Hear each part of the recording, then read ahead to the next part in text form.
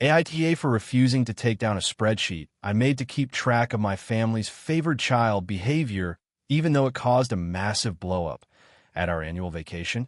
Every summer, my parents, my siblings, and all of our partners and kids rent a big lake house for a week.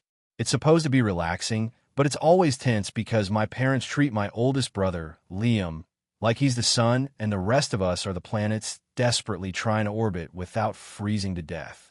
Growing up, it was obvious. He got the nicest toys, the most praise, the least chores, and the most freedom. As adults, nothing changed, but now it plays out in who gets the nicest guest room, who gets help with their kids, who gets money, who gets excuses for bad behavior, and who gets blamed for absolutely everything. 2 years ago, my sister joked that we should start keeping score. Last year, I actually did it.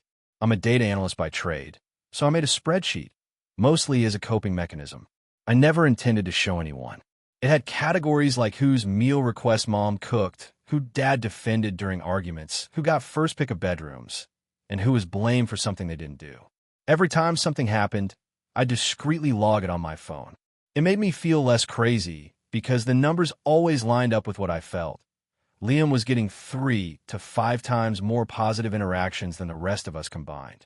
This year, I forgot my laptop at home, but my spreadsheet synced to the cloud. On day 2 of vacation, my nephew borrowed my tablet to watch a show, and I guess he accidentally opened the spreadsheet. My brother-in-law found him staring at the color-coded chart and asked what it was. Word spread in minutes. Suddenly, the entire family was gathered in the living room, demanding an explanation. My parents looked offended before even knowing what they were offended by. Liam looked horrified, like he expected legal documents or a list of crimes. I explained it honestly, that it started as a joke, then became a way for me to track behaviors that made me feel overlooked, that it wasn't meant to attack anyone, that I didn't plan to show it to anyone, that it just helped me feel sane. Instead of listening, they demanded to see it. I said no. My mom started crying, asking why I would percentage her love like some corporate performance review. My dad said it was manipulative and obsessive. My sister, who has complained for years about favoritism, said I was making it worse by turning it into a competition. My younger brother said I'd cross a line by collecting surveillance data on the family. Only my sister's husband quietly told me it wasn't unreasonable to want evidence for patterns people dismiss. Liam stayed quiet, just sitting with his arms crossed and jaw clenched like he was bracing for a physical blow. The tension exploded when my dad demanded I delete the spreadsheet in front of everyone. He said it was the only way to restore trust, and that keeping it was punishment for their parenting. That hit me wrong. I said I wouldn't delete something that helped me understand my own experiences. I told them it existed because they refused to acknowledge years of behavior. If they didn't want the data, maybe they should examine why they were afraid of it. My mom accused me of calling her a bad parent. My dad said I was trying to drive a wedge in the family. Liam finally snapped and said I was jealous and weird and needed therapy. My younger brother said I'd humiliated all of them. My sister didn't defend me. She kept saying this wasn't the way to fix anything. At that point, I decided to leave the vacation early. I packed before anyone else could argue and drove home.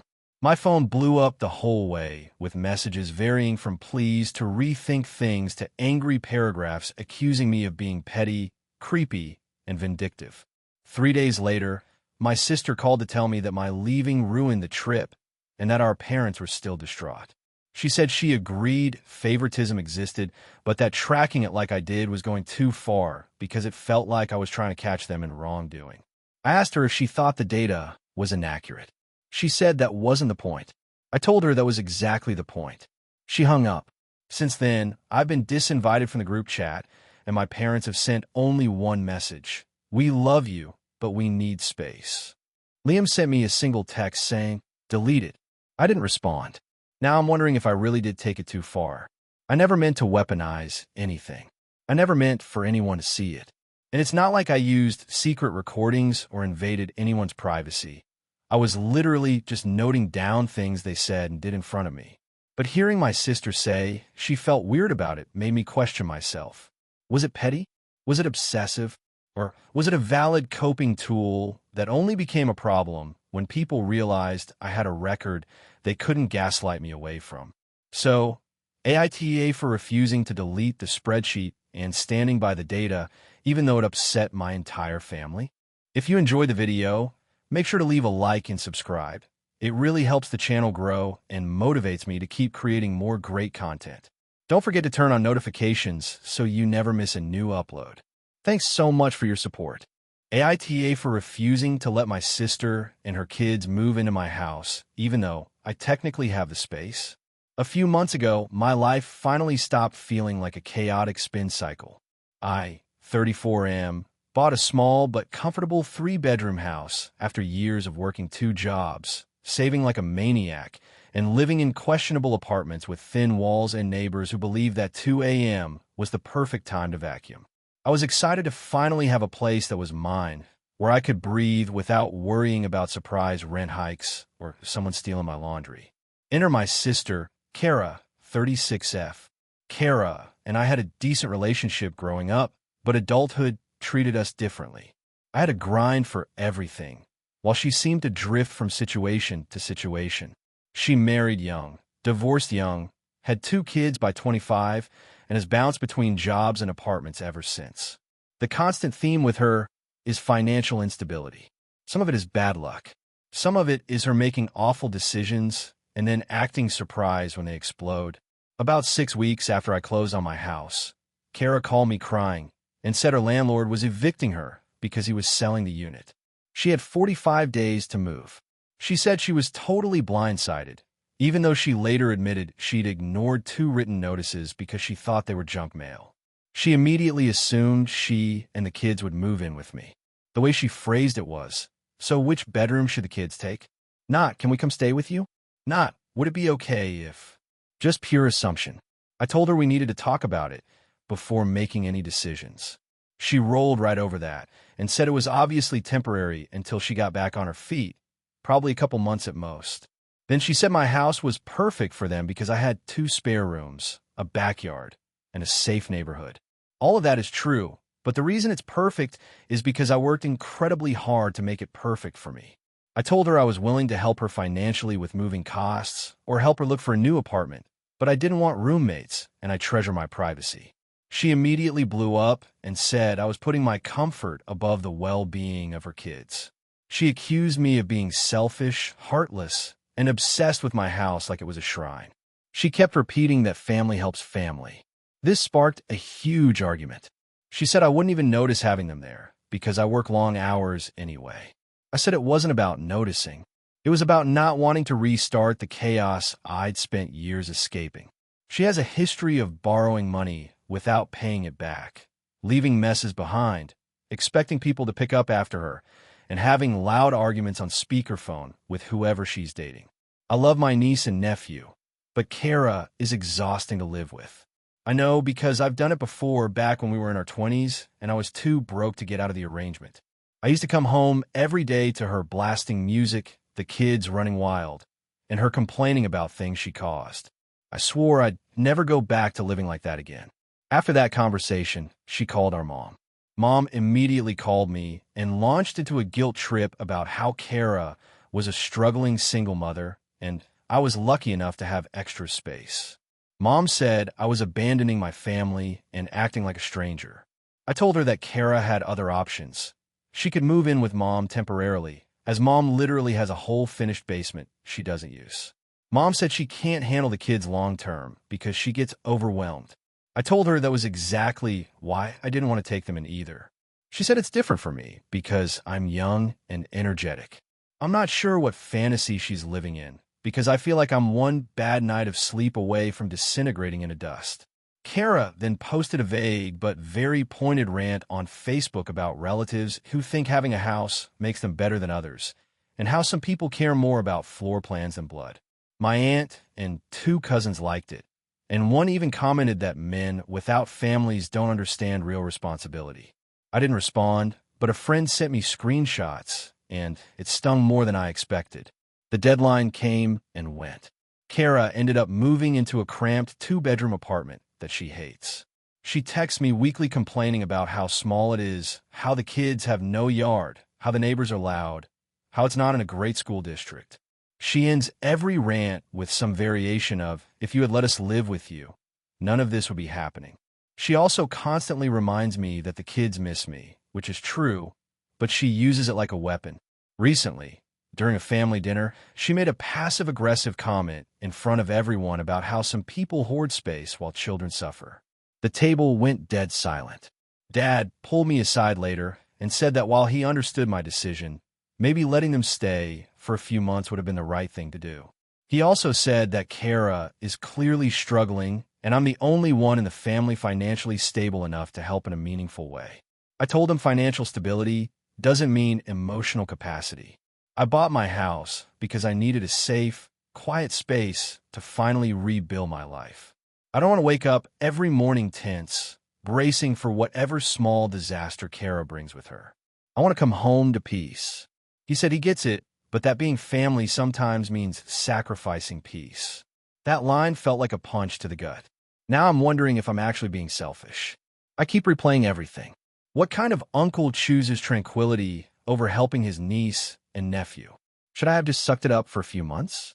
Was I being petty by sticking so firmly to my boundaries? I've helped Kara financially many times. I babysit when I can. I show up. But when it came to giving up the one stable place I've worked years to build, I said no. And now half my family thinks I'm the villain. So, AITA? AITA for refusing to let my sister and her fiancé use my house for their dream wedding weekend after they tried to take control of literally everything, including my dog and my bedroom. I'm a 33-year-old guy who bought a small countryside house 3 years ago. It's nothing fancy, but it has a big yard, a garden I've poured my soul into, and enough space to host family barbecues or friends for the weekend. It's my sanctuary and the first place in my life that is truly mine. My younger sister, 29, got engaged last year. She and her fiancé have been planning what they call the perfect rustic weekend wedding. They wanted a place that felt natural and cozy. At first, I was excited for them. I assumed they'd pick a charming barn venue or a lake house rental. But a few months ago, they approached me with what they called their dream idea. They wanted to host their entire wedding weekend at my house. Not just the ceremony, the whole thing. Rehearsal dinner, next day brunch, wedding party sleepover, photo shoots, everything. I'll admit, I hesitated at first. A full wedding weekend is a lot, and my property isn't exactly designed for big events. But I didn't want to disappoint my sister, so I told her we could talk through the details and see if it was possible. I should have said no immediately. Within a week, she had put together a massive list of necessary adjustments that she expected me to make. Not suggestions, requirements. She wanted me to remove my backyard fire pit because the photographer said it cluttered the visual flow. She asked me to repaint the exterior shutters from dark green to a more photogenic cream. She wanted me to relocate my garden boxes, which I built myself, because they interrupted the symmetrical line for the aisle. She wanted my woodworking shed cleared out so it could be used as a groom's lounge, complete with a minibar that she expected me to purchase in stock. But the worst part was her request about my dog. I have a 6-year-old rescue mutt named Jasper, who is friendly and calm, but big. She told me Jasper needed to be boarded for the entire wedding weekend because she didn't want dog hair in the house or dog prints in photos. She even suggested professional yard cleaning to remove any trace that a dog lived there. I told her no to that one immediately. Jasper is family. I'm not locking him away for 3 days because she wants Pinterest-perfect photos. She got upset and accused me of not caring about her once-in-a-lifetime moment. Things only escalated. She wanted me to move out of my own bedroom so she and her fiancé could use it as the bridal suite. She sent me a list of items she expected me to buy. Decorative lanterns, new bedding, white curtains, a temporary archway, outdoor heaters, and specific string lights she wanted hung in exact patterns. When I pointed out the cost of all this, she told me that as her brother, hosting her wedding was the least I could do. My parents got involved and tried to play mediators. They agreed that my sister's requests were a bit enthusiastic, but they also said I should be honored to contribute to her big day. My mom also tried the emotional angle, reminding me how I used a promise as a kid that I'd always protect and support my little sister. Eventually, I told them I needed time to think which really meant I needed time to decide how to say no without destroying my relationship with half the family. But before I even gave an answer, my sister complicated everything further. Without my permission, she scheduled a meeting with a rental company to come measure my yard for tent placement. I only found out because I work from home and saw a truck pull into my driveway. They were literally about to stake flags into my lawn. I told them to leave. Then I called my sister and asked why the hell she thought she could schedule people to come onto my property without asking me first. She said she assumed I'd say yes because family doesn't abandon each other. We got into a huge fight. She accused me of being selfish. I accused her of trying to take over my house like it was a blank event venue she had paid for. She hung up crying. Later, my parents called and said she had been sobbing for hours. I left things alone for a couple of days, then calmly sat down and wrote a message to her explaining that I loved her and supported her, but her requests had grown too intrusive. I told her clearly and politely that I couldn't host the wedding at my house. I said I'd still help her find a nice venue and would contribute financially within reason. She responded with a paragraph basically saying she couldn't believe I was choosing an old dog and some ugly garden boxes over her. She told me I was ruining her dream wedding and that I'd embarrassed her in front of her fiancé's family, who apparently thought using a private home would be more intimate and classy. Since then, she hasn't spoken to me. My parents think I could have compromised more. A couple of relatives told me they don't understand why I'm being so rigid when a wedding is supposed to be a family event. But a few of my friends said that what she was asking was insane and that I should have said no from the beginning. Now I'm stuck wondering if I really did overreact. Maybe I should have been more flexible. Maybe I could have let her make some changes. Maybe Jasper could have stayed with a friend for one night. Maybe I could have survived sleeping in the guest room.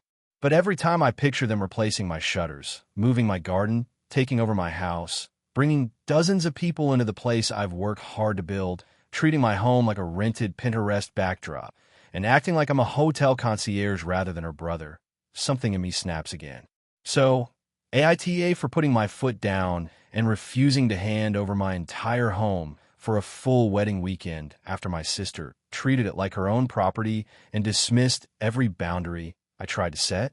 AITA for refusing to let my brother and his fiancée use my house for their wedding after they spent years calling me the family disappointment. I'm 33 and the oldest of three. My brother Jake is 29. My sister Mandy is 26. Growing up, I was the stereotypical responsible one. I worked part-time jobs in high school, kept my grades up, helped my parents with errands. Meanwhile, Jake was the golden child because he had this outgoing personality and athletic talent. He could do no wrong in my parents' eyes. I was the reliable one, but somehow also the boring one. After college, I decided not to pursue grad school like my parents had hoped. I worked in IT, lived modestly, and saved aggressively. Around 28, I bought a small but charming older house. It needed repairs, and I put almost every weekend for 2 years into renovating it. I learned carpentry, refinished the floors, rebuilt the deck, landscaped the yard, all that. This house is the first thing in my life I'm truly proud of. It's my sanctuary. Meanwhile, Jake and Mandy love to joke at family gatherings that I lived like a hermit or that I didn't have a real life because I wasn't married, didn't party, and preferred quiet things. Nothing cruel on the surface, just constant teasing meant to get laughs, and my parents brushed it off as harmless. Jake used to call my place a cabin in the woods, even though it's literally a 15-minute drive from downtown. He'd tell people I was the family disappointment because I chose a simple life instead of chasing something ambitious. He also made comments about how I spent my weekends playing Bob the Builder. Once at Thanksgiving, he joked that he hoped I wasn't planning to bring a date because no one could survive a tour of my boring place. Everyone laughed. I tried to let it go, but it built up over the years. A few times I told him to knock it off. He'd shrug and say he was just teasing. Fast forward. Jake gets engaged to his fiancée, Hannah. She is actually lovely and kind, and I've never had an issue with her. She's more grounded than Jake and clearly has to balance his ego sometimes. They start looking at venues and realize that everything in their price range is either booked or too small. One day, Hannah calls me, not Jake, and asks if it would be possible to have their wedding at my house. Not a huge ceremony, maybe 50 people, mostly in my yard and on my finished deck. She says she's always thought my place was beautiful and peaceful. I asked for time to think. My initial instinct was no, but I didn't want to be petty. Still, I knew what hosting meant. Weeks of prep, rearranging furniture, lawn work, renting portable bathrooms so mine didn't get overwhelmed, dealing with caterers, photographers, guests, potential damage. It's a lot, even when you love the person you're doing it for. I asked Jake why he hadn't called me himself. He said he didn't want to pressure me and that he figured Hannah would have better luck because, in his words, I get defensive when he asks for stuff. That annoyed me, but I let it go. I told him I was thinking about it. He then said, jokingly, if I refused, it was proof I preferred my woodworking project to my own family. I told him I didn't think it was funny. A week later, we had a family dinner. My parents started talking excitedly about how lovely the wedding would look at my place.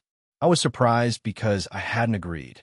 Jake grinned and said, "Come on, man, it's perfect for your quiet aesthetic. You can even give tours of your DIY projects." Everyone laughed again. My mom told me she was proud of the house I built for myself, but she said it in a tone that felt like pity. That was the moment something snapped.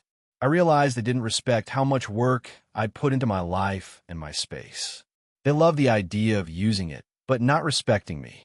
So I said, calmly, that I wasn't hosting the wedding. Jake thought I was joking. When he realized I meant it, he got annoyed and said I was being stubborn and selfish. My dad asked why, and I told them the truth, that I felt disrespected for years and didn't want to put my home, time, and effort into something for people who didn't value me. Jake laughed and said, "Dude, because we teased you? That's what this is about." I told him yes, partly, but also the assumption that I'd say yes without even being asked directly.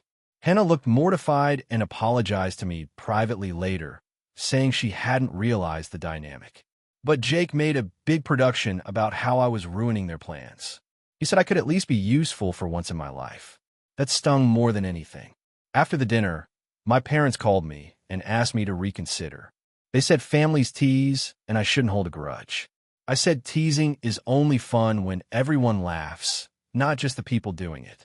My mom said I was overthinking things again. My dad said hosting the wedding would be a chance to show I was part of the family. I told them I shouldn't have to prove that through free labor. Now Jake has been telling extended family that I'm punishing him and Hannah. I've gotten texts from relatives I barely know guilt-tripping me. My sister Mandy is on my side. She said she always thought the teasing was crappy and not funny. But everyone else seems to think I'm blowing things out of proportion. I don't think I am. I feel like my home is the one place I control, and they've treated it and me as a joke for years. I don't want to loan it out to people who haven't respected it. But now I'm wondering if I'm the unreasonable one for saying no after all this time. AITA? AITA for refusing to let my brother move into my house after he got kicked out, even though the house used to belong to our parents? I'm 31, married, no kids yet. My husband and I bought my childhood home from my parents 3 years ago when they decided to downsize. The house wasn't gifted. We paid fair market value and even had a full appraisal and closing costs like any normal sale. My parents wanted to retire to a smaller place and didn't want to deal with maintaining a big suburban home. Buying it made sense for us because we love the neighborhood, and it meant my parents could move comfortably without financial stress. My brother, 27, never quite launched. He had a string of part-time jobs he quit whenever he got bored, was constantly in between life plans, and burned through money like it was set to expire. My parents always had a soft spot for him, and to be fair, he did have a tough time socially growing up. But somewhere in his 20s, he started leaning on that sympathy like it was a permanent life strategy. For a while, he lived with our parents in their new condo. But he doesn't handle rules well. They had simple expectations: contribute a little to groceries, do some chores, don't bring guests without asking. My brother acted like they were running a boot camp. Eventually, he brought home a stray dog without permission, said he was rescuing it, and the dog destroyed half their balcony. That was the last straw.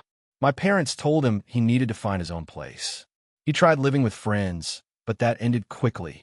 Then he rented a small room in an older guy's house. That lasted 6 months until the landlord evicted him for being loud at night. not cleaning, and leaving food on the counters as if ants and mold were imaginary. These are the landlord's words, not mine. So last month, my brother came knocking on my door. He showed up with 2 trash bags of clothes, a dying phone, and the same lost puppy eyes he's always used. He said he just needed a place to crash for a bit. I asked what a bit meant. He said, until I figure stuff out. I know from experience that means indefinitely. My husband was uncomfortable from the start. He and my brother have always been civil, but never close. My husband is quiet, neat, and pretty structured. My brother is not. More importantly, we have plans for the next year involving trying to have a baby, and the stress of hosting someone long-term, especially someone unpredictable, would derail those plans. I told my brother that he could stay for 2 nights while he sorted out an immediate plan, but not beyond that. He immediately got defensive. He said I had stolen the house from the family and that he had more right to it than my husband ever would. He argued that because he grew up in this house too, it was basically ancestral property, and I had no business refusing him entry. I reminded him that I literally purchased it with my own money. That didn't matter to him.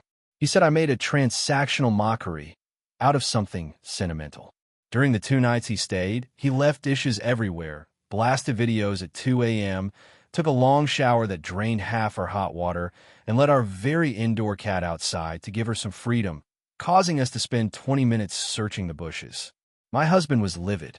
I set firm expectations after the first night, and my brother reacted like I had personally betrayed him. So on the 3rd morning, I told him he needed to pack up. He didn't take it well. He begged, then tried guilt, then anger. He said he was family and family doesn't kick each other into the street. I told him I wasn't kicking him anywhere. I had printed out a list of room rentals, shelters, short-term sublets, and resources. He ripped it in half dramatically like he was doing a monologue for a reality show about ungrateful siblings. He left eventually, slamming the door so hard it rattled a picture frame. Later, he posted a long rant on Facebook accusing me of turning my back on blood, choosing money over morals, and acting like a landlord in the house our parents built. He conveniently left out the part about him being kicked out of every living arrangement for the last 2 years. Now the extended family is involved. A couple of aunts say I should have taken him in because he's fragile, and my cousin messaged me that houses aren't as important as people. My parents, for once, are staying out of it because they know exactly what he's like. They told me privately they support me fully, but they won't defend us publicly because they don't want to draw more drama. What's making me question things is that my brother is now staying in his car. He claims he has no other options, though I know that's not true. He just doesn't like the ones that require responsibility. But still, he's my brother, and the idea of him sleeping in a parking lot somewhere makes my stomach twist. My husband says it's sad, but not our fault, and that enabling him would just restart the same cycle. A few nights ago, my brother texted me a picture of himself bundled in blankets in the back seat of his car with the caption, "Hope the house is warm." I didn't reply. Part of me feels heartless. Another part of me is so tired of being manipulated by him that the sympathy gets tangled with resentment. So now I'm torn. I don't want to abandon my brother, but I also don't want him turning our home upside down and draining us emotionally right when we're trying to build our future. Every time I think about letting him back in, I picture him leaving the door open, the cat running outside again, my husband losing sleep, the dishes piling up, and the cycle repeating. But then I picture him in that car, and I feel like maybe I'm the villain of the story. AITA? AITA for refusing to take down a spreadsheet that accidentally exposed my family's biggest secret? A few months ago, my extended family decided we were overdue for a proper reunion. My cousins and I are all in our late 20s to mid-30s now, and our parents insisted the reunion be big, structured, and documented because we're getting older, and someone has to take over keeping track of everything. By everything, they meant who's married to who has which kids, who moves states, who's allergic to shellfish, who's in college, who's furloughed, who divorced last year, etc. My mom volunteered me to be the family historian because I use spreadsheets for fun. She's not wrong, but I like my spreadsheets clean and factual, not full of gossip disguised as data. But I agreed. It seemed simple enough. Compile a directory, confirm everyone's info, make a nice printable sheet for the reunion. To make it easier, I set up a big master spreadsheet with tabs: contact info, dietary needs, kids, anniversaries, medical notes for things like serious allergies, and so on. Then I shared it with everyone using edit access, which in hindsight was a catastrophic mistake. Within hours, it devolved into chaos. People corrected each other's birthdays. Someone added a tab called Drama that I immediately deleted, but not before it was filled with speculation about Aunt Lorraine's mystery boyfriend. My cousin Jacob added, likes IPA beer, but pretends not to when talking to Grandpa, under another cousin. I deleted that too. It was a mess, but I kept cleaning. 2 days later, my uncle called me laughing like a hyena. Congratulations! You're the new keeper of the archives. He sent me an old folder full of genealogy notes, scanned documents, and letters. Some went back to the 1950s. Most useless. Some interesting. Among them was a handwritten note from my late grandmother describing the summer of 1976, and a child who was better left unspoken of. It seemed cryptic, but not unheard of. My grandmother was dramatic. The note was partially ripped, but looked like she had written that one of her sons fathered a child before marriage, and the family quietly supported the mother financially. There was no name, no details. I assumed it was irrelevant ancient history.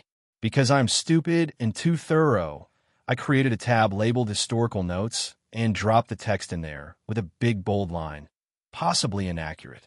Needs verification. I did not tag anyone or highlight it.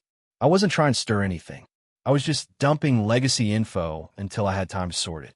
Then I forgot about it. Fast forward to the week before the reunion. My cousin Elise, the unofficial family gossip, went into the spreadsheet to update her kids' peanut allergy info and found the Historical Notes tab. She apparently spent the next 4 hours cross-referencing ages, birth dates, marriage dates, and timelines until she confidently concluded that the unnamed father had to be my Uncle Rick. She called her sister, who called her mom, who called my mom, who called my other aunt. Within 24 hours, half the family was convinced there was a secret older half-sibling somewhere out there. People started adding speculation to the spreadsheet. I woke up to comments like, does anyone know someone born in 1977 named Emily? And did Rick date someone named Janet? And could it be that woman from the lake cabin? I deleted everything and locked it to view only. Uncle Rick called me furious. He said I was spreading lies, dredging up old wounds, and putting nonsense into people's heads. I reminded him it was literally a note from his own mother and that I had flagged it as unverified. He said I shouldn't have included it at all. Then, out of nowhere, Aunt Denise called and told me, very calmly, that the secret was real. She said Grandma and Grandpa helped a young woman they knew through church. The child was adopted by another family, and everyone involved agreed it was better not to talk about it. Denise said she wasn't supposed to tell anyone, but that she was too tired to keep track of who knows what anymore. She said the whole situation was painful and that Rick wasn't even the father. It was a neighbor's son who moved away. She told me I needed to delete the tab permanently. I agreed and removed it. I figured that would be the end of it. It wasn't. When the reunion weekend arrived, people acted like we were filming a documentary. Cousins whispered in corners. Aunts exchanged looks. Every time Uncle Rick walked by, people stared like he was part of a political scandal. And even though Denise had said Rick wasn't the father, Rick's own wife seemed unsure. She pulled me aside, demanding to see the original note. I refused because I had already destroyed it at Denise's request. She said I must be hiding something.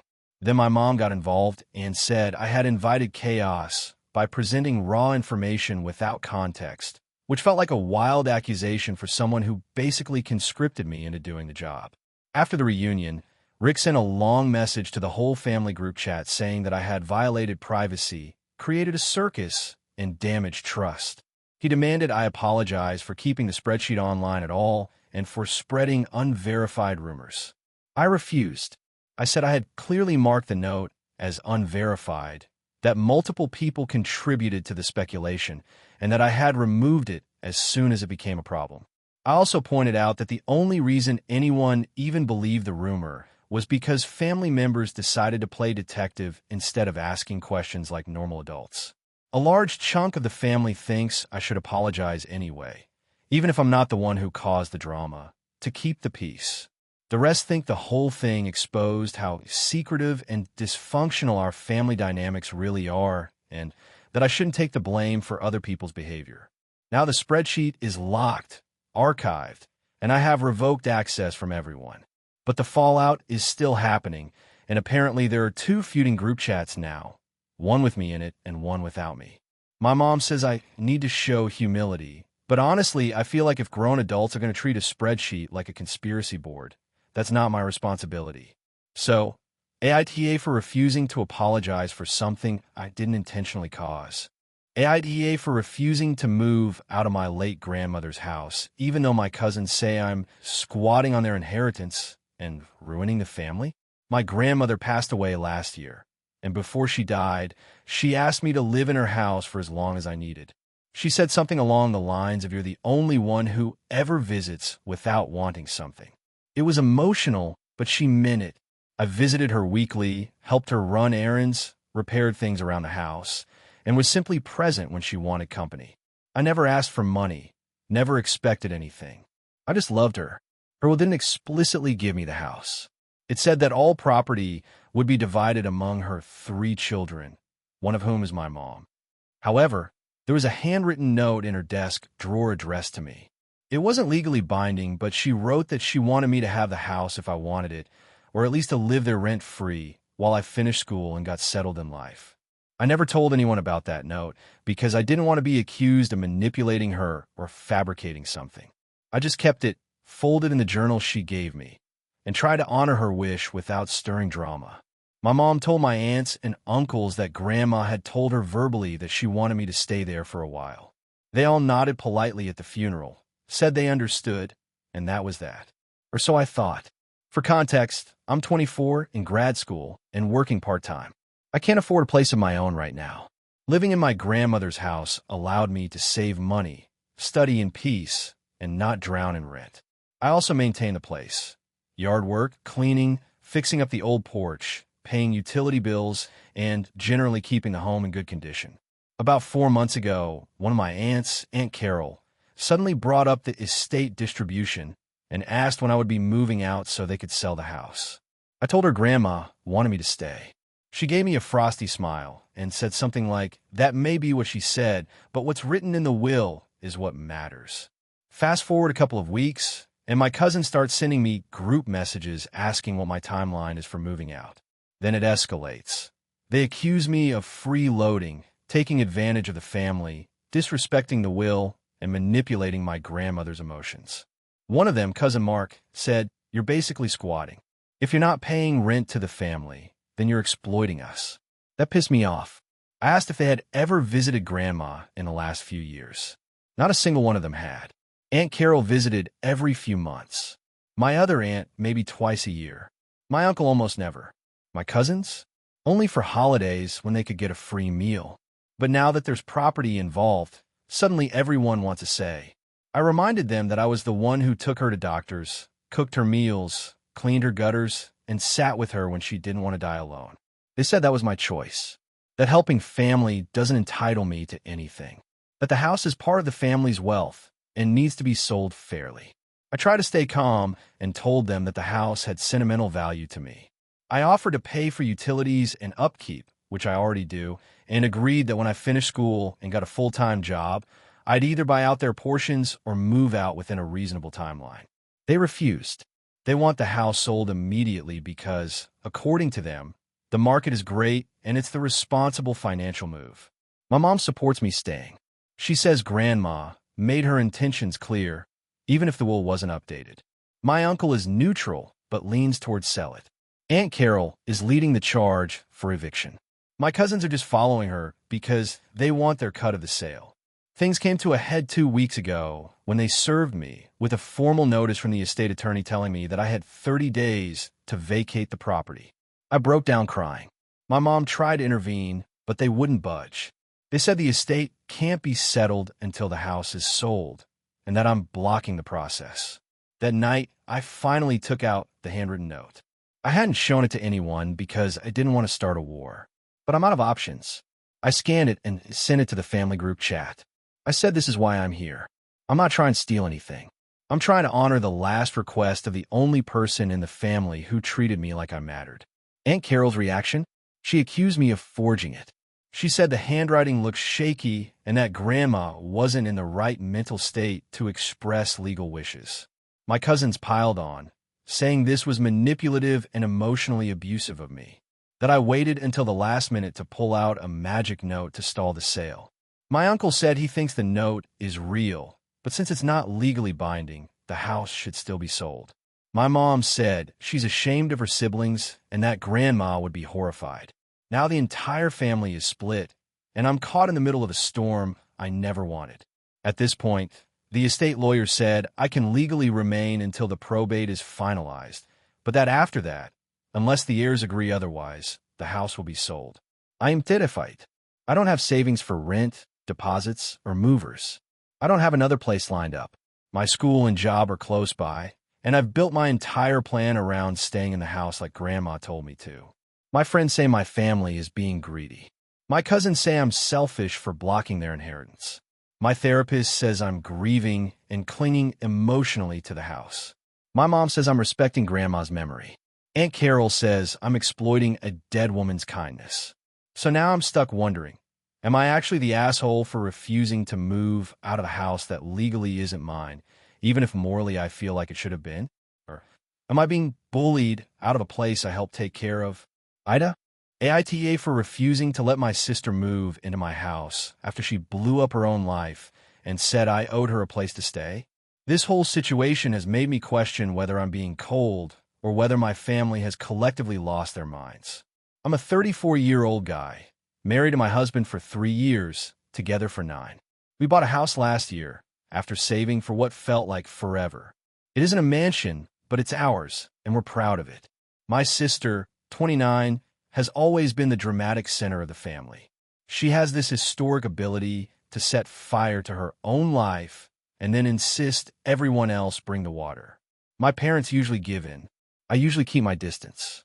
For context, my sister is the kind of person who treats every inconvenience like a cosmic injustice and every mistake like someone else's fault. Growing up, she'd lose something and immediately blame me. Break something? Blame me. Forget to study? Say I distracted her. If she didn't get the part in a school play, she said it was because I didn't help her rehearse enough, even when I didn't know she was auditioning. You get the idea. Last year, she moved in with her boyfriend of about 6 months. Nobody was surprised when things started going wrong immediately.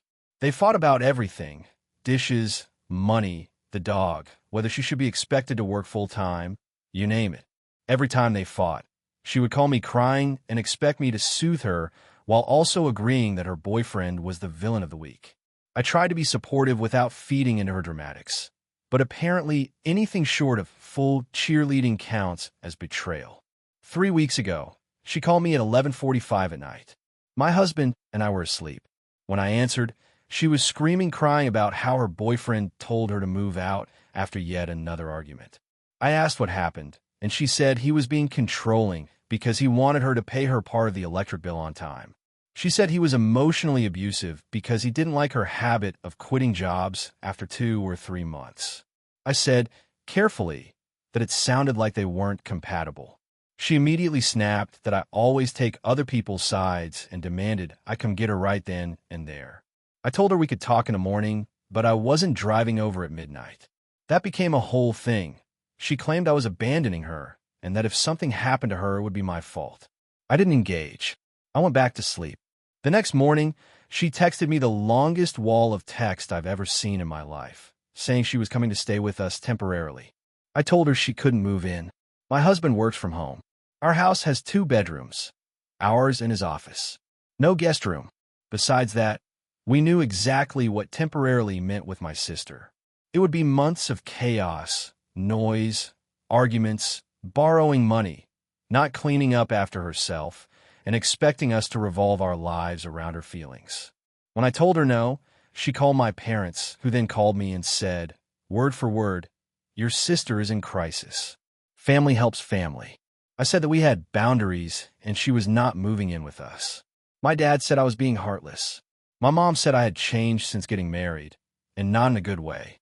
Meanwhile, my sister packed all her things into her car and drove over to our house anyway. She knocked for a solid 10 minutes. My husband and I didn't answer. She texted me repeatedly saying we were cruel, that she was homeless, that she was humiliated. I told her she could go to my parents' place. They live 15 minutes from us. She said she didn't want to deal with them lecturing her. So apparently we're the easier target. She eventually left and went to a friend's place for a few nights. That friend kicked her out because my sister tried to bring the friend's cat outside to let it see the sun, despite the friend telling her repeatedly not to. Now my sister is at a motel and texting me daily saying I have ruined her life. She claims that because she never judged me when I came out, she absolutely did, but she probably rewrote the memory. I owe her unconditional support. She has also been telling extended family that we refuse to take her in, even though we live in a big house with empty rooms. Everyone keeps repeating that phrase about the big house. Our house is not big. It is a normal 2-bedroom house. The only empty room is my husband's office, which he needs for his job. My sister said he can just work in the living room like a normal person. My husband has been incredibly calm about all of this, but even he snapped at that one. He said he wasn't sacrificing his entire work environment because my sister didn't want to live with the people offering her a place. Last weekend, we had a family dinner at my parents' house. I didn't want to go, but skipping it would have made things worse, so I went. The entire meal was tense. My sister kept sighing loudly every time someone asked her how she was. My mom made several comments about some people forgetting where they came from. My dad asked if I had reconsidered. I told him no. My sister then said she guessed I only cared about my new family, meaning my husband, and I told her that wasn't fair. That set her off. She started crying loudly at the table, saying she had nobody in the world who loved her. My mom told me to go comfort her. I refused. I said I wasn't responsible for her emotions. My dad told me to apologize to her. I told him I didn't do anything wrong. My sister got up, said she couldn't believe how selfish I was, and stormed out. My mom said I ruined the evening. My husband and I left shortly after that. Since then, it has been non-stop messages from my sister, my parents, my aunt, 2 cousins, and even one of my mom's friends who I barely know. Half of them are telling me I'm cruel and abandoning family. The other half are telling me they understand why I said no, but that maybe I should just let her stay for a month at most to keep the peace. But I know my sister. A month would turn into 2, then 4, then a year. Then she'd still leave claiming we didn't do enough. Part of me wonders if I should have just let her crash on the couch for a week, but another part of me knows that once she gets in, she will make our lives hell, and my husband will be the one who deals with the fallout every single day while I'm at work. My marriage matters. My peace matters. And I'm tired of living in the orbit of my sister's permanent meltdown. So, AITA for refusing to let my sister move in even though she is in a mess of her own making and my parents insist I'm the villain. Hey friends, if you're enjoying the content, don't forget to hit the like button and share your thoughts in the comments. We genuinely want to know what you enjoy and what we can improve. What did you think of the video? Are there any topics you'd like to see in future uploads? Your feedback helps us get better every day. Thanks for sticking with us. AITA for refusing to let my sister and her fiancé use my house for their picture-perfect engagement weekend and causing a family blow-up? So, I, 29F, bought a small lake house 4 years ago after grinding through 2 jobs and living with roommates well into my 20s. It's nothing fancy, but it's mine. It's quiet, has a dock, and is the only place in my life where I can actually breathe. I work hard to keep it peaceful. The rule has always been simple. Guests are welcome, but ask first, respect the space, and clean up after yourselves. Enter my sister, 26F, who is basically a human Pinterest board. She wants everything aesthetic for her social media presence. She's also getting married next spring to her fiancé, who is perfectly nice, but has also become weirdly obsessed with their couple brand. Like, they did an entire Our Love is a Journey photo shoot in front of the airport departures board. That kind of vibe. About a month ago, my sister asked if they could use my lake house for a small engagement retreat. She said they wanted just 1 night, maybe 2 for photos and some special moments. She assured me they'd leave it exactly as they found it. Normally, that would be fine, but that weekend was the only one in months where I wasn't working overtime. I told her I'd be there myself, but they were welcome to visit for the day, hang out, take photos, whatever. They just couldn't have the whole house. My sister immediately got weird. She said it wouldn't be authentic if I was there. I asked her what that even meant, and she launched into this spiel about wanting a natural environment where they could just exist as a couple, and how having me there would make everything feel watched. I pointed out that she was literally planning to film half of it for TikTok, so who exactly was watching whom? She got annoyed, said I was being difficult, and asked if I could please just find somewhere else to be for a night. I said no. I'd already taken time off, and there was nowhere else I wanted to spend that weekend. She dropped it, or so I thought. Fast forward to the weekend in question. I arrive Friday night with groceries. When I pull up, the driveway is full of cars. At least 8 people are milling around the yard. There are tripods, ring lights, coolers, a rented arch, and what appears to be a drone. My sister is directing people like she's running a film set.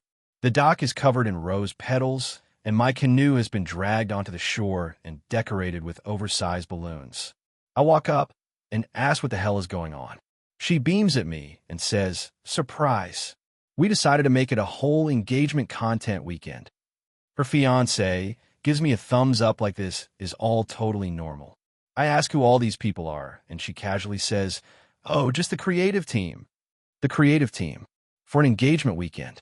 I tell her she needs to pack everything up because they never had permission to take over the property. She says she assumed I'd come around, and that since I never used the space for anything important, she figured it would be fine.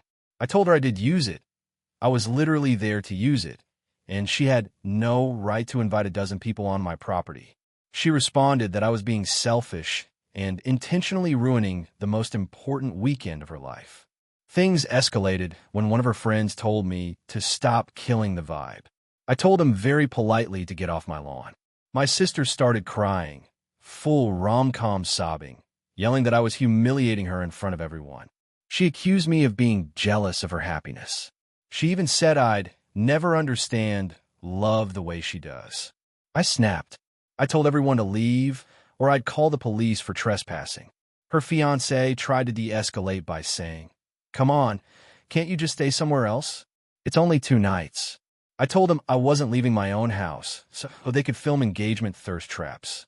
They finally left after a good half hour of yelling and packing up equipment.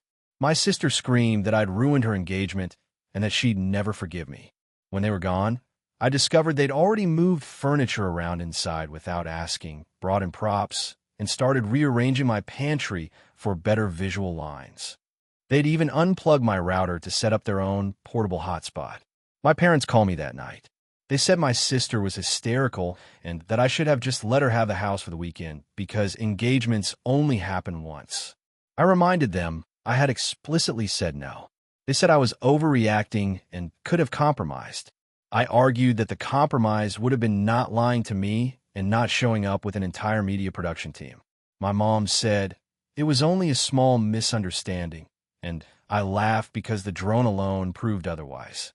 My sister has since blocked me on everything except for one text where she said, "I hope you're happy." The content is ruined. Now the family group chat is a war zone. Half the relatives are calling me cold and ungrateful, saying the lake house should be family space. And the other half are quietly texting me that my sister has lost her mind, but they're staying out of it. My cousin said my sister posted a rant on her private story about people who sabotage love. I genuinely wasn't trying to ruin anything. I would have been totally fine with her coming for the day. But the entitlement was unreal, and the fact that she assumed I'd give up my own home without permission made me furious. Still, the amount of blowback I'm getting is making me wonder if I should have handled it differently. Maybe I could have let them stay and just locked my bedroom door. Maybe I could have stayed with a friend. Maybe I could have tried harder to keep the peace. But then I picture the drone. So AITA? AITA for refusing to pretend my brother's girlfriend's baby is part of our family after everyone else agreed to a bizarre family unity pact. My brother Luke has always had a dramatic flair, but over the last 2 years he's leaned into it like it's a full-time career. He's 28, I'm 31, and our family has always been pretty functional until recently. Luke started dating a woman named Cass about a year ago. She's fine, I guess, but she has a tendency to treat every inconvenience like a personal attack by the universe. They adore each other in the loud, chaotic way that couples in reality shows do. About 6 months into their relationship, Cass announced she was pregnant. Luke was over the moon. My parents were thrilled. I was cautiously happy, but stayed out of their way. Then, 2 months later, they found out through genetic testing that Luke was not the father. The actual father is someone Cass had briefly hooked up with right before dating my brother, and according to her, they didn't think it counted because she hadn't decided she liked Luke yet. Luke was understandably crushed, but instead of breaking up or reassessing anything, they made what they described as a family decision to transcend biology. Luke declared that he wanted to raise the baby as his own and that our entire family should commit to treating the baby as a full member of the family with no acknowledgement whatsoever that Luke wasn't the biological father. He didn't want the truth polluting the child's sense of identity. That was a little weird, but whatever, his life. Except then the situation got much stranger. My parents took this incredibly seriously. They held something they literally called the Family Unity Pack dinner. They poured wine, made a speech, and asked everyone present to promise to safeguard the narrative for the sake of the child's future happiness. It sounded like a cult vow. I kept waiting for them to laugh and reveal it was a joke, but no. My mom said, with complete sincerity, that the child must grow up secure in the knowledge of the story we choose. I said I wasn't going to lie if asked directly. My parents told me that lying isn't lying if it's in service of love. Luke told me I was being cold and analytical and didn't understand how families work. Fast forward to the baby being born 2 months ago.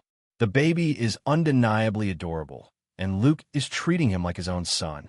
No issue there. But now the expectation is that everyone maintains the narrative at all times. When anyone visits, Mom hovers like a guard dog, making sure the conversation stays on script. If someone mentions genetics, DNA, ancestry tests, anything, she changes the topic like she's steering a presidential debate. The tipping point came last weekend. My parents hosted a big extended family cookout to introduce the baby. Most relatives knew the situation, though the details varied. My Aunt Carol, who is known for being blunt but not malicious, said to Luke in a joking tone, "So does he look more like you or Cass's side?" Luke stiffened. Cass looked like someone had slapped her. My mom practically lunged across the yard to intercept. She loudly said, "Well, babies change so much. You can never tell at this age," before glaring at me like I had orchestrated the entire conversation. Afterward, Luke pulled me aside and said that by not prepping Carol ahead of time, I had endangered the pact. I told him it wasn't my job to manage other adults' conversations, and this whole thing was spiraling into something unhealthy. He told me that if I wanted to remain part of his child's life, I needed to commit to the pact fully and stop threatening the family structure. I told him I wasn't doing this. I would treat the baby with love, I would support him as a father, but I was not rewriting reality to fit a narrative. If the kid grows up and asks questions, I'm not going to lie. And I absolutely wasn't signing on to supervise everyone else's speech. That's when he told me maybe it was better if I didn't come around for a while until I could respect the child's emotional ecosystem. My parents backed him up. They said I'm being rigid and undermining a vulnerable new family. My dad actually said, "The truth is only one version of events. Love is another." That sentence made me want to walk into the ocean. So now I'm apparently the villain for refusing to join what feels like an improv troupe performing the world's least convincing long-term illusion. My sister, who lives across the country and thinks this is all ridiculous, said I should stand my ground because otherwise they'll drag me deeper into this nonsense. I don't want to hurt my brother or make things harder during what is already a sensitive time, but I also feel like it's not my responsibility to maintain a fictional narrative. And I'm genuinely worried about what happens when this kid grows up and inevitably finds out the truth. I don't think they've thought any of this through, but maybe I'm being insensitive and failing to support my family in the way they need right now. They seem to truly believe this is the best path. AITA? AITA for refusing to play host to my sister's practice baby experiment and kicking her out after she tried to enforce a parenting schedule on my household? I'm a 32-year-old woman living with my husband Mark in a small but cozy house. We don't have kids. We're undecided, leaning no, but we're content. My sister, 28, recently decided she's ready for motherhood emotionally, but not yet financially, as she keeps saying. She also happens to be a very theatrical person who treats every new life phase like she's auditioning for a reality show. A few months ago, she got this idea that before having an actual child, she needed to run what she called a PB phase. PB stands for practice baby, except she didn't mean one of those weird egg projects from high school or one of those robot dolls. No, she meant using someone's real household as a test environment while she plays parent to a realistic scenario. Apparently, my house was her chosen realistic scenario. She told me all this while sitting on my couch eating my chips. She said, very cheerfully, that the PB phase would take 2 to 4 weeks depending on results, and that she'd live with us in order to simulate the demands of child-rearing within an imperfect environment. She had notes, pages of them, a binder. She even named the project, Project Little Sunbeam. I laughed because I honestly thought she was joking. She wasn't. She said she wouldn't be using an egg or a doll because those don't cry, don't puke, and don't represent real obstacles. So instead, she'd be managing the household. In practice, that meant treating me and Mark as if we were a baby and toddler, respectively, in terms of schedule management. She'd cook at certain times, set quiet hours, make chore charts, and redirect behaviors. I asked her what that even meant, and she told me that if I failed to follow the schedule she set, she would issue a soft timeout, which, according to her binder, involved loss of non-essential privileges. She literally planned to parent us. I told her that was absolutely not happening, but she begged, saying it was essential for her development, and she trusted me more than anyone. Mark, who finds my sister's dramatic phases entertaining in small doses, suggested we let her stay for maybe 2 days max, just to humor her. He said it might be funny. Against my better judgment, I agreed to a short trial just to get it out of her system. By the end of day 1, I was ready to set the binder on fire. She woke us up at 6 a.m. by knocking on our bedroom door and announcing, "Rise and shine time for the little ones." She had made oatmeal. Blandu oatmeal. She said it would build character and routine. Mark asked for coffee, and she told him caffeine was inappropriate for children. He reminded her he is a grown man. She patted him on the shoulder and said, "We don't use that tone before breakfast." When I tried to go to my office to start work, she blocked the hallway and said I needed to choose an educational activity from the list. I told her my job was the educational activity. She told me jobs don't count and asked if I wanted to do coloring or reading time. The way she said it made me feel like my IQ had been downgraded. I pushed past her and told her the trial was over. She said I had to give it at least 24 hours for accurate assessment. Mark said she should cool it because it wasn't funny anymore. But the final straw came that evening. I was cooking dinner and poured myself a glass of wine. My sister snatched the wine out of my hand and poured it down the sink. She said, "Alcohol is not allowed for caregivers during active supervision hours." I am not sure what snapped first, my patience or my grip on the spatula I was holding. I told her she had 1 hour to pack and leave. She burst into tears, saying I was sabotaging her maternal journey. She followed me around the house, crying loudly enough that our neighbor texted to ask if we were okay. She said I was being unsupportive and cruel, and that I knew how badly she wanted to prove she could be a good mother. She claimed the binder was validated by online research communities. I'm pretty sure those communities were just Facebook groups with too many cartoon profile pictures. She eventually left, but only after giving a dramatic speech at the door about how some people can't handle others growing. My parents are now involved because, of course, she called them crying. They said I should have been more patient because she just wants to prepare responsibly and that letting her run a silly project for a couple weeks wouldn't have hurt me. I reminded them she poured out my wine like she was a prohibition agent and tried to assign me sticker chart chores. They said I was making it sound worse than it was. Mark is fully on my side, but my parents are split. Mom thinks I'm heartless. Dad thinks my sister needs therapy, not a PB program. So now I'm stuck wondering if I really was the jerk for kicking her out. Did I overreact? Could I have handled it better? AITA for refusing to participate in her bizarre practice baby experiment and sending her home after one chaotic day. AITA for refusing to attend my sister's wedding because of her choice of bridesmaids. I, 28F, have always had a close relationship with my sister, Emily, 31F. Growing up, we did practically everything together. I was the person she leaned on for advice, comfort, and sometimes even guidance when she got herself into trouble. Lately, though, our relationship has been strained because of something that seems small on the surface but has turned into a huge deal: her wedding and her choice of bridesmaids. Emily got engaged about a year ago, and I was genuinely excited for her. When she first asked me to be a bridesmaid, I was over the moon. I've always imagined being her maid of honor at some point, and I assumed that the role was a given. When she called to officially ask me to be a bridesmaid, I expected to hear the title of maid of honor, and I kind of assumed that would be the case. She said yes, I was a bridesmaid, and I accepted happily. Fast forward a few months, she sent out the official wedding party list. I was stunned to see that not only was I not maid of honor, but she had chosen her best friend, Lisa, who I've met only a handful of times. This didn't sit right with me, but I tried to brush it off, thinking maybe she had her reasons. What really upset me was the rest of her bridesmaids. Out of 7 people, 5 are people she barely knows or hasn't even spent meaningful time with. Some of them are coworkers she barely interacts with, and one is a distant relative she met once at a family reunion. She left out our mutual childhood friends who I assumed would be invited, including my best friend, Mia, who has been like a second sister to both of us. I asked Emily why she made these choices, and she said she wanted a diverse group of women with different social circles, and that it was her special day. I get that.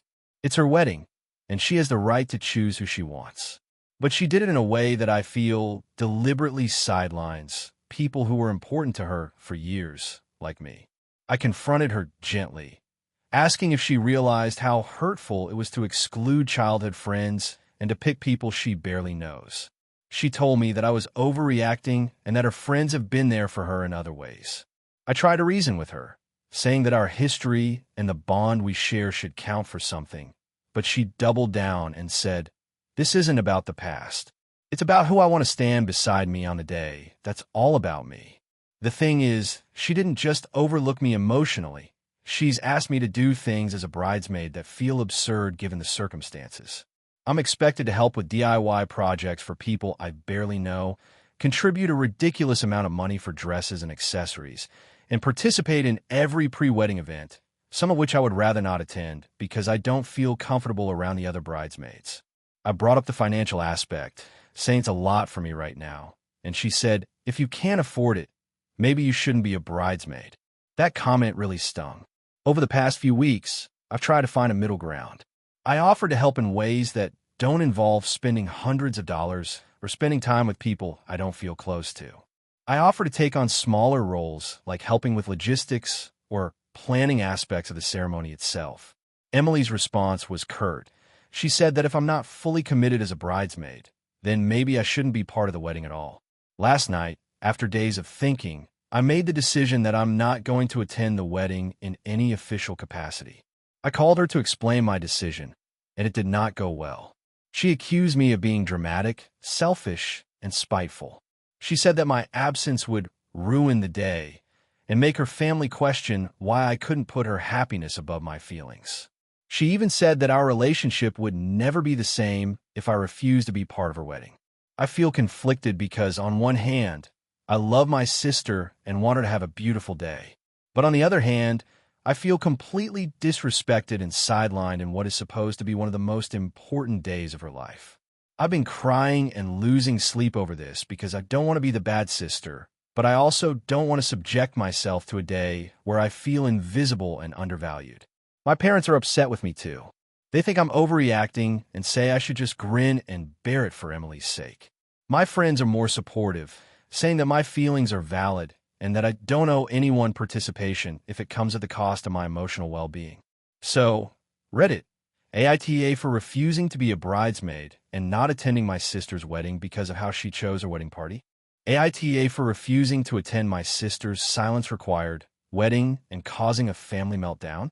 My sister Lila has always been dramatic, but recently she has reached new levels. She is very into what she calls curated emotional experiences. Last year, she threw herself a birthday party where we were all asked to wear monochrome outfits that represented our internal season. My dad showed up in a blue sweater and khakis because he said winter is his inner season, and Lila cried because the blues didn't match. That's the general vibe. She got engaged to her fiancé, Reed, who is a perfectly nice guy, but has fully adopted her aesthetic. When they announced the wedding, they said they wanted it to be a sanctuary of intentionality. Nobody knew what that meant.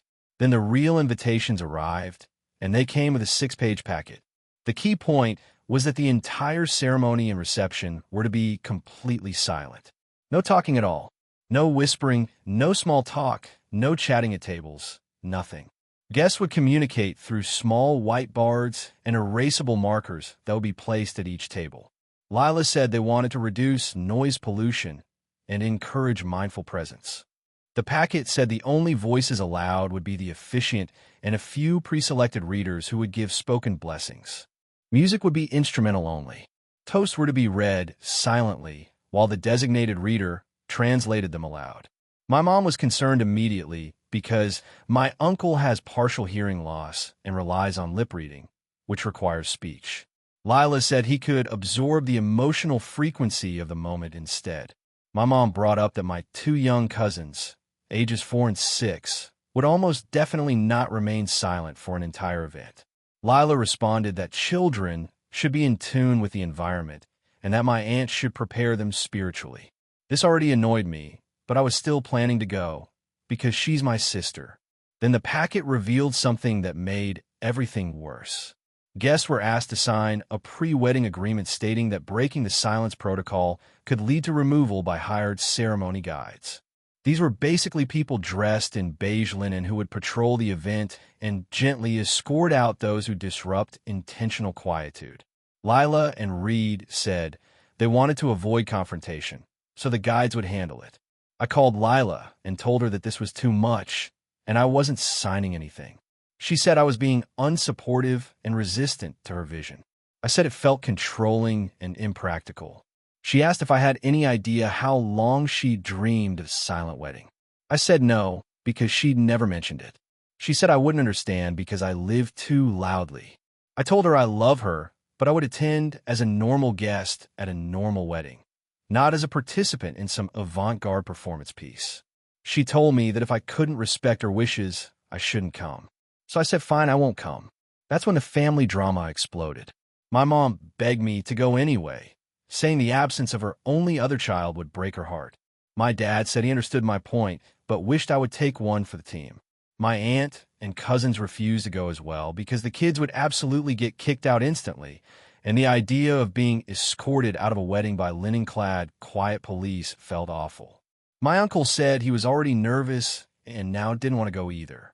Within 2 days, half the family had backed out. Lila called me screaming that I had started a boycott. I told her it wasn't a boycott. People just didn't want to sign a contract promising silence at a wedding. She said I was sabotaging her special day because I've always been jealous of her. For the record, I am not jealous. We are in our 30s. I am tired. A few days later, Reed called me privately. He was much calmer. He said he understood why the silence thing felt extreme, but this was something deeply meaningful to Lila. He asked if I could just attend the ceremony and leave the reception so that I would only be silent for an hour or so. I told him I would consider it if I didn't have to sign the agreement. He said the agreement was non-negotiable. My mom tried again, saying she would be mortified if neither of her children were present. I told her I would think about it, but the reality was that I'd already made up my mind. I don't want to spend an entire day terrified of accidentally coughing too loudly and being escorted out by linen enforcers. Then came the kicker. Last week, Lila posted on her social media story that anyone who didn't support her vision was energetically unwelcome. She didn't name names, but everyone in the family knew exactly who she meant. She added that she refused to be held hostage by the low vibrations of others. I sent her a message saying that if I was energetically unwelcome, I would honor that. She left me on read. Now the wedding is in 3 weeks. The guest list has dwindled so much that they invited Reed's coworkers to fill seats. My parents are still going, but they're miserable and worried about drama. My friends think I'm completely reasonable. My mom still insists that I'm punishing my sister. My dad says the whole thing is ridiculous, but wishes I'd just keep the peace. Lila has told extended family that I am abandoning her in her moment of sacred transformation. I think I simply opted out of an event with rules that are uncomfortable, impractical, and honestly kind of creepy. But the guilt is creeping in because she's still my sister, and this really has become a massive family rift. AITA? AITA for refusing to change my wedding plans for my sister, even though it's causing family drama? This is a long one, so bear with me. I, 28F, am getting married in about 6 months, and my wedding planning has been, honestly, a roller coaster.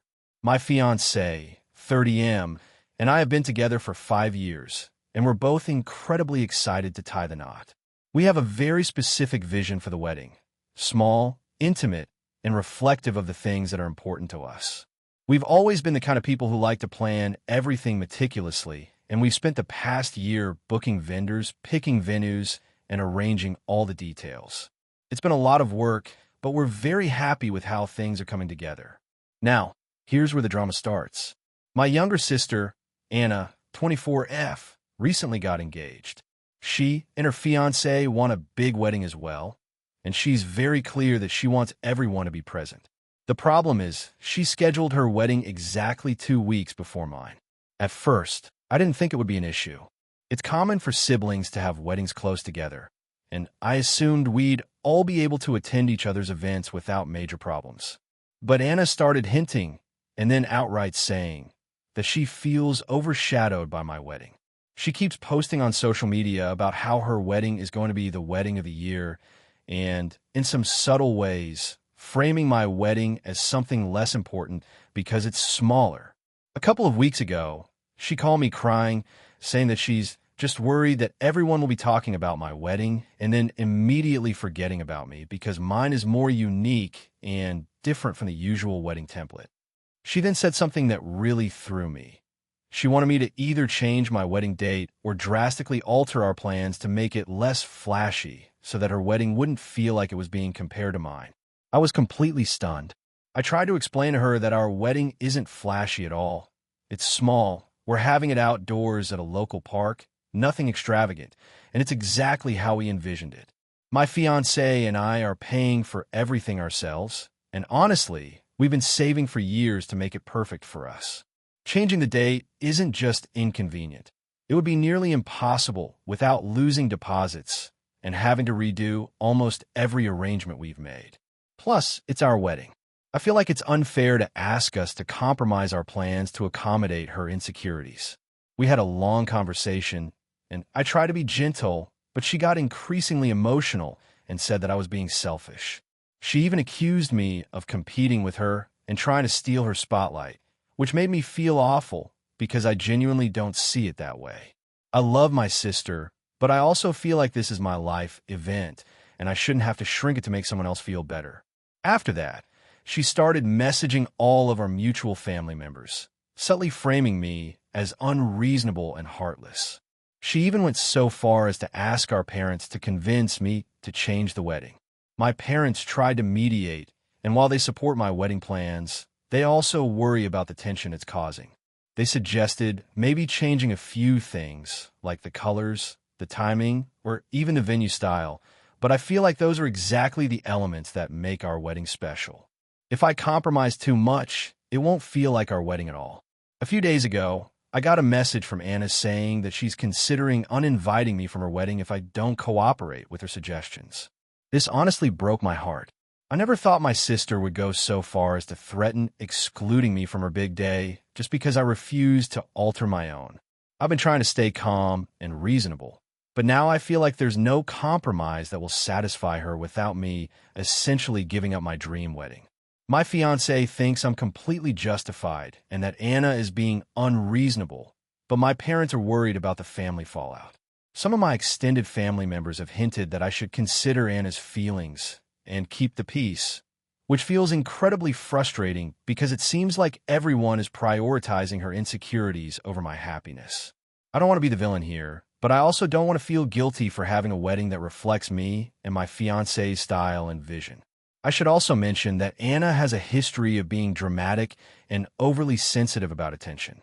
Growing up, it was always a bit of a rivalry, though I thought we'd move past that.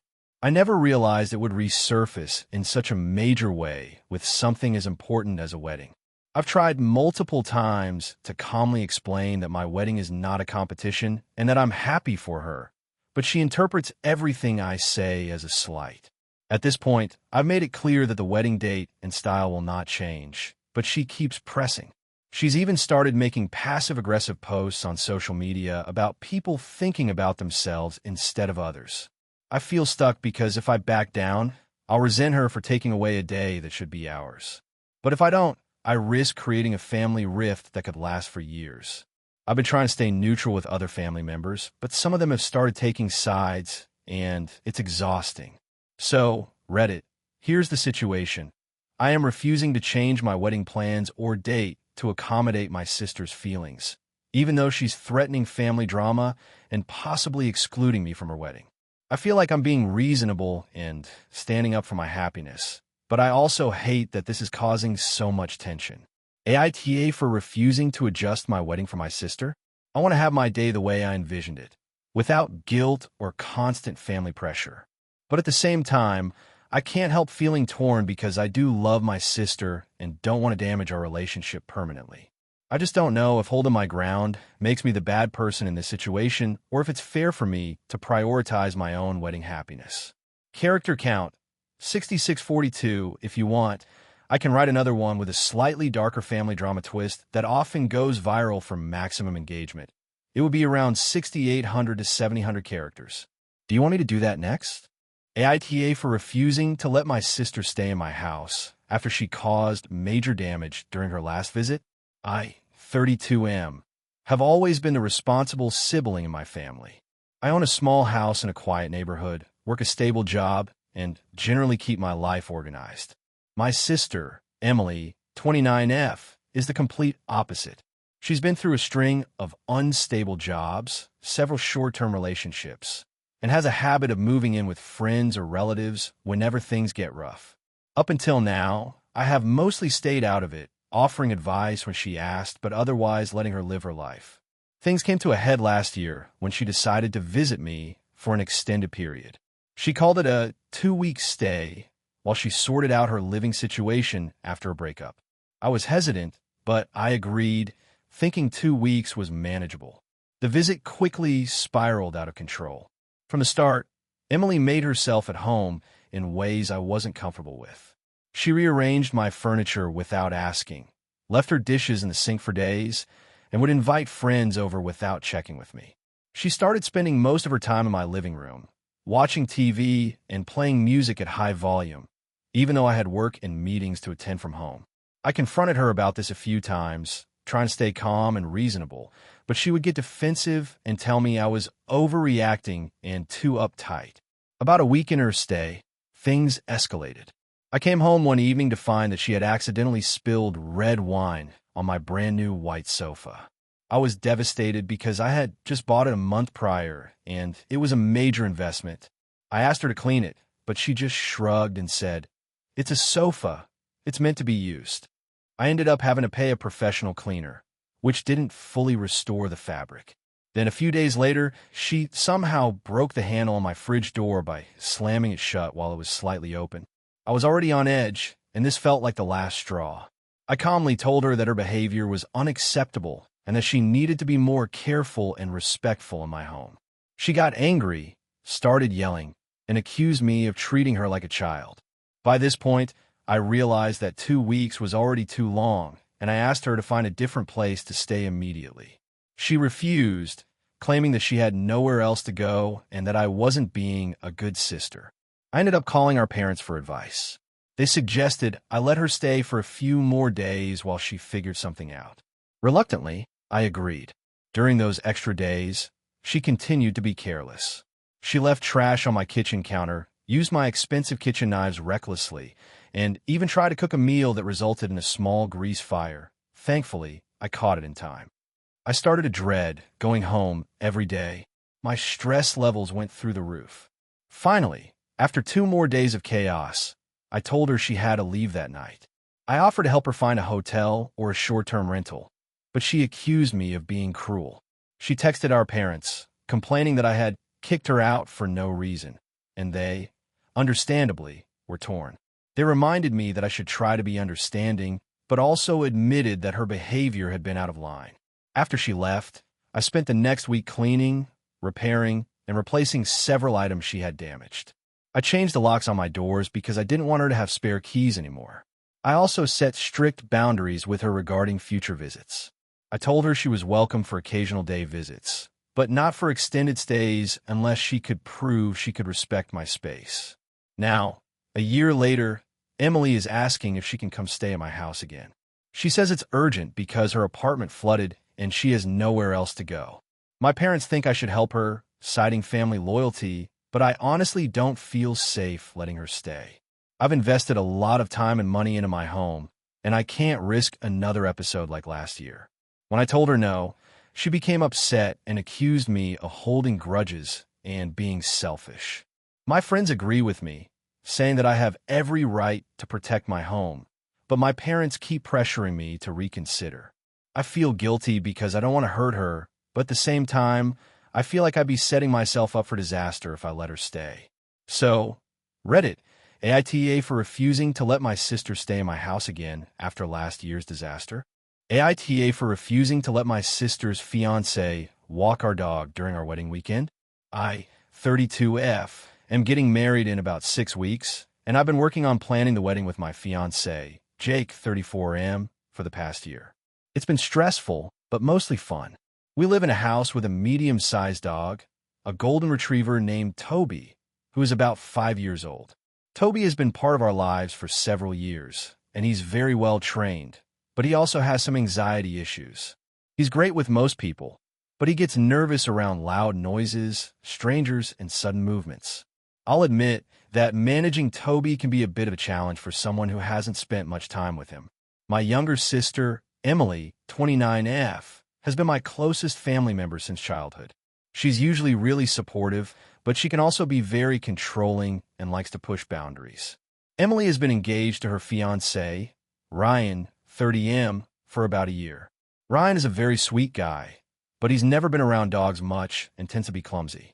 He's enthusiastic about helping, though, and Emily is very protective of him.